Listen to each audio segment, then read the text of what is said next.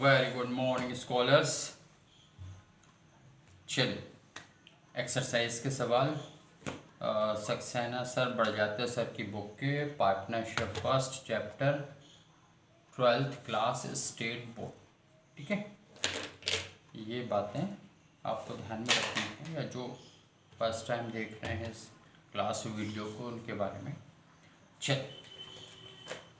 अब ये एक्सरसाइज का 25th क्वेश्चन है ना, फर्स्ट चैप्टर का 25वां ये क्वेश्चन है। अतुल, विमल और सुनील, ठीक है, तीन पार्टनर हैं।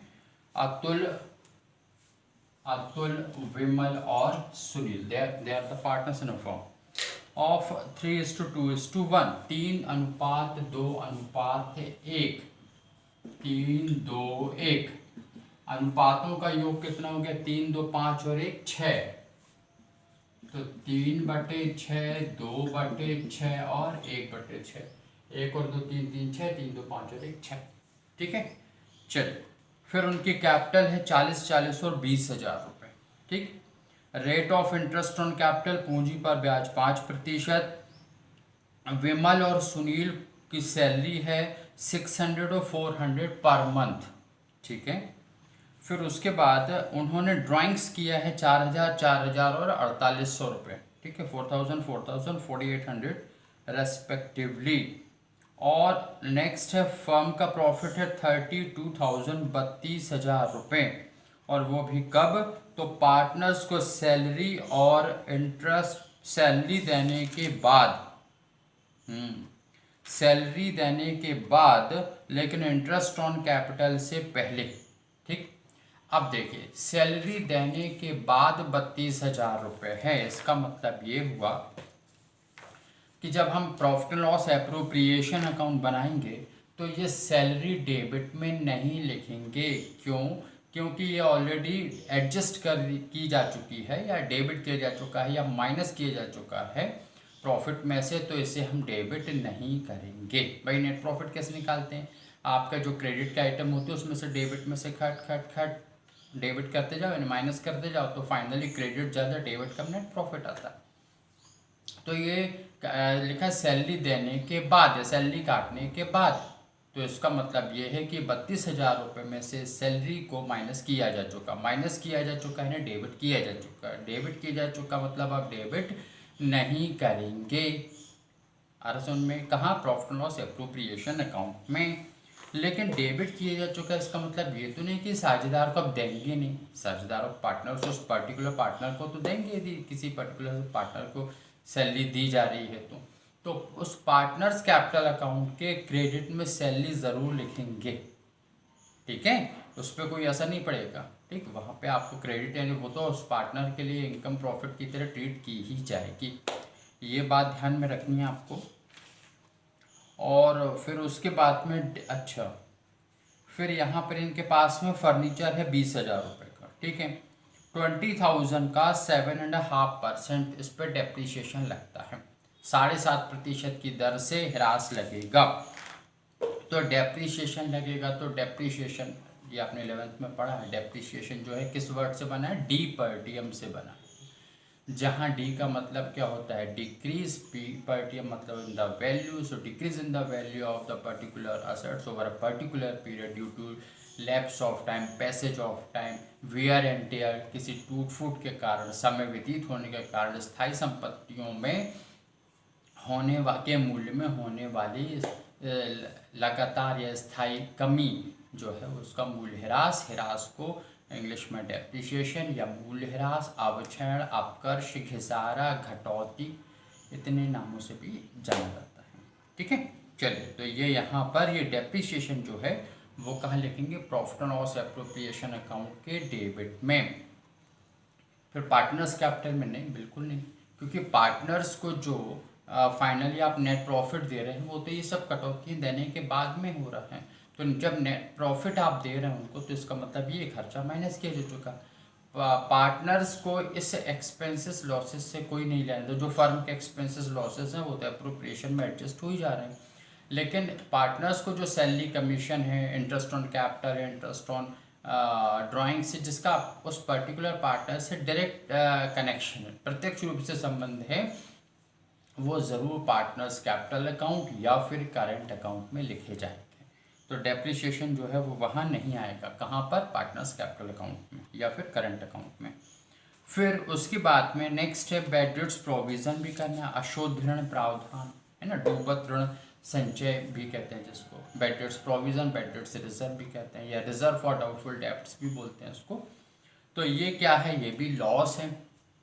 किसका लॉस है, ये फर्म का लॉस है। तो कहाँ जाएगा, एप्रोप्रिएशन के डेबिट में, पार्टनर्स के कैपिटल में कोई फ़र्क नहीं पड़ेगा। क्यों नहीं फ़र्क पड़ेगा, क्योंकि ये सब माइनस करने के बाद ही तो आप उसको नेट प्रॉफिट बांट रहे हो, ठीक है। चलिए, तो दो बार तो ऐसा नहीं होगा कि वहाँ भी माइनस हो गया फिर यहाँ भी माइनस हो गया, ऐसा नहीं होगा। चलिए, तो पहले तो हम इनकी पूंजी पर ब्याज यानी इंटरेस्ट ऑन कैपिटल निकाल लें, ठीक है।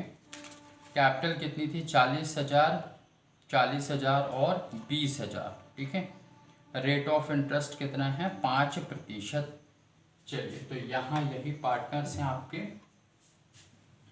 इनके इंटरेस्ट ऑन कैपिटल ऊपर आप लिख सकते हैं पूंजी पर ब्याज की गणना, इंटरेस्ट ऑन कैपिटल, ठीक है, इंटरेस्ट ऑन कैपिटल, पूंजी पर ब्याज। अब ये पूंजी पर ब्याज है तो 40,000 का 5%, ठीक है। आपको कैलकुलेटर डिसअलाउ है, लेकिन समय बचाने के लिए ये हम कर रहे हैं। वैसे भी आप जानते हैं 4×5=20, 2,000 रुपये जाएगा, ठीक है। तो ये इंटरेस्ट ऑन कैपिटल, पहले की 2,000 है, दूसरे की भी 40,000 ही है, तो फिर से आप 40,000 का 5% निकाल दें।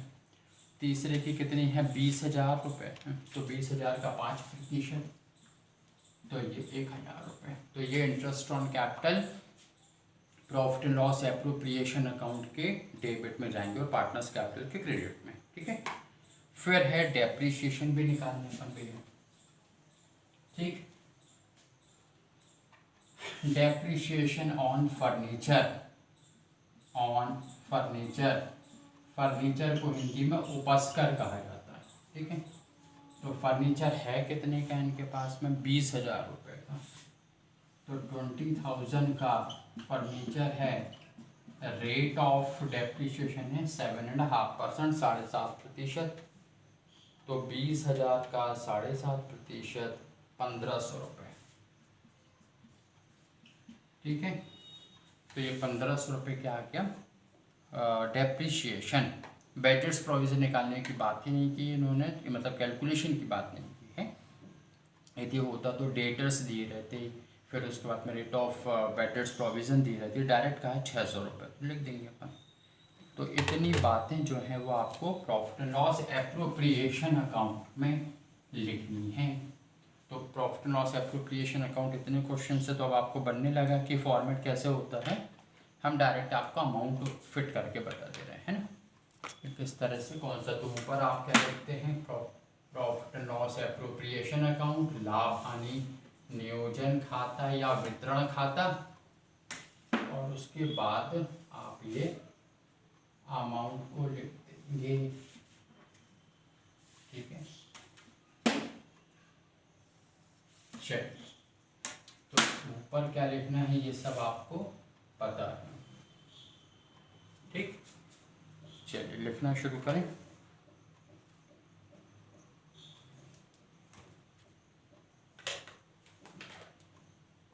देखिए, क्रेडिट बाकी तो भर लेंगे आप, है ना। बाय बैलेंस BD, ब्रैकेट में क्या लिख देंगे, प्रॉफिट, ठीक। कितना अमाउंट है, 32,000, 32,000 रुपये। तो ये 32,000 रुपये रखें। फिर उसके बाद आप डेबिट में जाएंगे, टू इंटरेस्ट ऑन कैपिटल, पूंजी पर ब्याज। पार्टनर है अतुल, विमल और सुनील, अतुल, विमल और सुनील, 2 और 1 आए थे ना। चलिए, तो ये आ गया आपका 2,000 और 1,000, तो ये 5,000 रुपये। फिर उसके बाद टू डेप्रीशिएशन, अब भी आपने कैलकुलेट किया था 20,000 का 7.5%, 1,500 रुपये। फिर मतलब हिरास, क्या लिखना है, हिरास। हाँ, फिर अशुद्ध ऋण प्रावधान, बैड डेट्स प्रोविजन, बीडीपी, ये आपको दिया हुआ है 600 रुपये डायरेक्ट दिया है, बस और कुछ नहीं। चलिए, तो क्या लिख देंगे हम, to net profit transfer to partners capital account, शुद्ध लाभ साझेदारों के पूंजी लेखे में स्थानांतरित। तो किस रेशो में बंटना है, तो 3/6, 2/6 और 1/6। अब 32 में से माइनस आप कर लें 5,000, माइनस कर लें 1,500, माइनस कर लें 600, 24,900 रुपये बचे। ये नेट प्रॉफिट है आपका, है ना, ये अतुल, विमल और सुनील का, और ये आपका टोटल है 24,900 रुपये। इसका आपने 3/6 किया तो 12,450, ठीक है, 12450, 24,900 का फिर 2/6, 2/6 ये ना 83 आ रहा है ना, ठीक है, 24,900 का 2/6, चलिए 8300, 8,300, और 24,900 का 1/6 तो 4150, ठीक है। फिर बोथ साइड का टोटल इक्वल कर दो, 32,000 रुपये। इस तरह से ये आपका एप्रोप्रिएशन अकाउंट बन गया, ठीक है, आ रहा समझ में, ठीक। अब देखिए, अब आपका एक बार फिर से देख लो, कुछ नहीं ज़्यादा। प्रॉफिट आपका 32,000 है, पूंजी पर ब्याज, इंटरेस्ट ऑन कैपिटल, डेप्रीशिएशन यहाँ आएगा, बैड प्रोविजन यहाँ आएगा, लेकिन ये डेप्रीशिएशन और बैड प्रोविजन वहाँ नहीं आएगा, कहाँ, पार्टनर्स कैपिटल अकाउंट में, या यदि करंट अकाउंट बना रहे हैं तो वहाँ पर नहीं आएगा। और ये नेट प्रॉफिट क्यों, क्योंकि भाई इसमें से ये माइनस करने के बाद ही तो ये आए, और इसका बंटवारा हमने कर दिया, तो फिर ये क्यों लिखें। अच्छा, फिर आप कहेंगे यदि यही सब माइनस करें तो माइनस तो आपने 5,000 भी किया इंटरेस्ट ऑन कैपिटल, फिर वो क्यों लिख रहे हैं, इंटरेस्ट ऑन कैपिटल पार्टनर्स को डायरेक्ट कनेक्ट करता है, मतलब उसके लिए प्रत्यक्ष रूप से संबंधित होता है और प्रत्यक्ष रूप से लाभ कहला रहा है, ठीक है। यहाँ पे इंटरेस्ट ऑन कैपिटल मिल रहा है और प्रत्यक्ष रूप से डायरेक्टली ये खर्चे हैं, ये खर्चे यदि देखिए जैसे सैलरी है, सैलरी यदि पार्टनर्स को दी जा रही है तो पार्टनर्स से कनेक्टेड, इसलिए वो क्रेडिट भी जा रही है, ठीक। लेकिन एम्प्लॉयज़ को दे दी, ठीक है, बाकी अदर्स को दे दी, तो उससे पार्टनर्स को क्या लेना देना, आप माइनस तो कर ही रहे ना उसको, आ रहा है समझ में। चलिए, अब उसके बाद में पार्टनर्स कैपिटल अकाउंट में, ये आपको थोड़ा सा हम रीड करके बता दें कि कौन सा आइटम कहाँ जाएंगे, क्योंकि आपकी प्रैक्टिस काफ़ी क्वेश्चन से तो हो ही गई है। सबसे पहले इनकी कैपिटल है, कैपिटल यानी जो पूंजी का शेष लिखा है, तो वो कहाँ जाएगा, पार्टनर्स कैपिटल अकाउंट के क्रेडिट में, बाय बैलेंस बीडी, शेष अकेला या शेष बीडी ऐसा भी हिंदी में लिख सकते हो, तो कितना भर दोगे, 40, 40 और 20। फिर सैलरी, ये जो, अच्छा यहाँ पे अपन ने सैलरी क्यों नहीं लिखी थी, क्योंकि उसमें लिखा था ना क्वेश्चन में, सैलरी देने के बाद ये 32,000 का प्रॉफिट है, तो इसलिए यहाँ पे डेबिट नहीं की गई है। और यदि ये शब्द नहीं लिखा रहता कि सैलरी काटने के बाद 32,000 है, तो फिर ज़रूर लिखते डेबिट में, हाँ। तो यहाँ पर उसकी सैलरी कितनी, 600 रुपये पर मंथ है, तो 12 6 72, 72, 72, और 12 4 48, तो 4800 रुपये। तो ये 7200 4800 जो है जिस पार्टनर के उसमें क्रेडिट में लिख देंगे, by salary partners capital account में। फिर पूंजी पर ब्याज, ये भी क्रेडिट में, बाय इंटरेस्ट ऑन कैपिटल लिख देंगे। फिर प्रॉफिट जो बांटा आपने वो भी क्रेडिट में जाएगा, by profit and loss appropriation account के नाम से। डेबिट में और क्या जाएगा, डेबिट में आता है ड्राइंग्स है, चलिए तो ड्राइंग्स आ गया आपका कितना, 4,000, 4,000 और 4800। और फाइनली जो है आपका to balance sheet, generally credit ही ज़्यादा रहता है।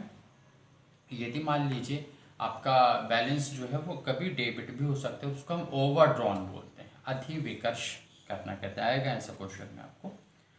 चलिए, तो इस तरह से एक अच्छा क्वेश्चन है ये बिल्कुल आप करें इसको।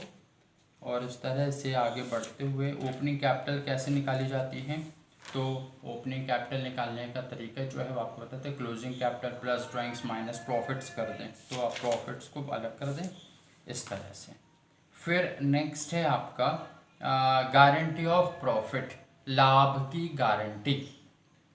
थोड़ा सा आपको इसकी थ्योरी बता दे रहे, बाकी न्यूमेरिकल्स नेक्स्ट क्लास में बता देंगे, अदरवाइज ओवरडोज हो जाएगा। ठीक, आप समझें इसको। लाभ की गारंटी मतलब क्या? लाभ की गारंटी मतलब ये, सपोज जो है ABC 3 पार्टनर हैं, ठीक है। मान लीजिए उनमें से कोई भी पार्टनर, मान लेते हैं पार्टनर C जो है वो पार्टनरशिप में इतना इंटरेस्टेड नहीं था, उसको लगता था अरे रहने दो फालतू ये सब क्या करना, पार्टनरशिप फर्म में कौन ज्वाइन करे, नहीं बनना पार्टनर। लेकिन A और B जो है फोर्स करते हैं कि नहीं अरे आओ तो पार्टनरशिप में, अच्छी बात है और बिजनेस करेंगे और ये वो ज़माने भर की बात है, तो C आ जाता है। लेकिन A और B ये भी कहते हैं कि यदि फर्म को प्रॉफिट हो या लॉस हो, आपको कम से कम इतना प्रॉफिट, मान लीजिए छोटा अमाउंट ले लेते हैं, मान लीजिए कहा जाता है कि आपको कम से कम 50,000 रुपये का प्रॉफिट तो हम ज़रूर देंगे। तो यदि मान लीजिए उसका जो प्रॉफिट शेयरिंग रेशो लाभालाभ अनुपात में बांटा, सपोज जो है उसका अमाउंट आया 44,000, है ना, आप वही 3, 2, 1 इस तरह से बांटा, तो उसका लाभ जो था उसमें से कैलकुलेशन की और आया 44,000 रुपये, जबकि उससे वादा किया था ना कि 50,000 देंगे। तो यहाँ जो A और B जिसने भी वादा किया है वो अपने लाभालाभ अनुपात में, अपने प्रॉफिट शेयरिंग रेशो में, क्वेश्चन दिया रहेगा किस शेयर में, मान लीजिए बराबर बांटते हैं। तो ये जो 6,000 रुपये की कमी पड़ रही थी वो A और B 3-3 हज़ार रुपये पकड़ाएंगे C को और कहेंगे भैया ये रखो और ये आपके 50,000 रुपये। अच्छा, अब इसका मतलब ये भी नहीं कि 50,000 से ज़्यादा उसको प्रॉफिट मिल गया, मान लीजिए मिल गया 55,000 रुपये, तो C कह रहा है A और B से कि भैया ये 5,000 रुपये हमें ज़्यादा मिल गए हैं, तो अब आप लोग रख लो 2,500। ये सब नहीं, आप गारंटी किसने दी है? सिर्फ A और B ने दी है कि कम से कम इतना प्रॉफिट ज़रूर दिया जाएगा। उस कमी, यदि कमी पड़ती, जिसको डेफिशिएंसी बोलते हैं, यदि कमी पड़ी तो वो A और B या जो भी एग्जिस्टिंग पार्टनर जिनने गारंटी दी है वो C को उतना अमाउंट देंगे। लेकिन उस पर्टिकुलर अमाउंट, गारंटेड अमाउंट से ज़्यादा मिल रहा है उसको प्रॉफिट, तो वो रिटर्न रिफंड नहीं करेगा। आ रहा समझ में? तो इस तरह से एक्सरसाइज में है आपके 31 क्वेश्चन से स्टार्टिंग है। गारंटी ऑफ प्रॉफिट के PQ for the partners in form of 2 to 1, ठीक है। तो इस तरह से ये नेक्स्ट क्लास में आपको बताएंगे। अभी तक तो आप फिलहाल इस क्वेश्चन को एंजॉय करें और बढ़िया इस तरह के बीच में जो है जितने भी क्वेश्चन है, यदि आपको कुछ लगता है कि बीच में आपसे कुछ नहीं बन रहा तो बिल्कुल आप कमेंट करके और बता सकते हैं कि आपको ये क्वेश्चन बन रहा है, ठीक है।